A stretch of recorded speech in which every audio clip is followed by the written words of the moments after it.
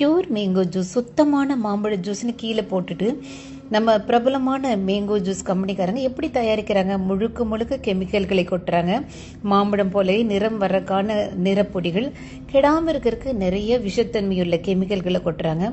மாம்பழம் போலவே நிறம் வருவதற்கு, தோற்றம் வருவதற்கான கெமிக்கல்களை வண்டி வண்டியாக கொட்டுறாங்க. ஆனால் 1% கூட, ஒரு படம் கூட நிஜமான மாம்பழம் இதில் சேர்க்கப்படலை. அச்சலாம் நம்ம இது குடிச்சு பார்த்தா மாம்பழம் மாதிரியே அவ்வளோ ஒரு மனம், சுவை, ருசி. பழ ஜூஸ்ன்னு விற்கிறதுல பழங்களே இருக்கிறது இல்ல.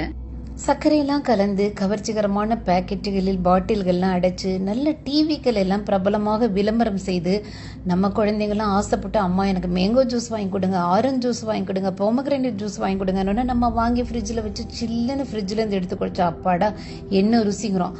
ஆனால் ஒரு மாம்பழம் கூட இதில் சேர்க்கப்படலை. அவ்வளவும் ரசாயனங்கள், கெமிக்கல்கள், கேன்சர் வர வைக்கக்கூடிய அத்தனை கெமிக்கல்கள்.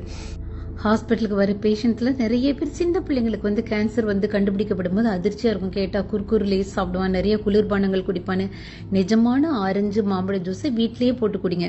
இந்த பொண்ணு பேக் பண்ணிட்டு இருக்காங்களே, அதுல ஃப்ரூட் பியூர்னு போட்டிருக்கு, சுத்தமான பழ ஜூஸ்னு. எவ்வளவு மனசாட்சி இல்லாத விளம்பரங்கள். கவர்ச்சி விளம்பரத்தை புறக்கணிப்போம், நிஜ பழங்களை சாப்பிடுவோம்.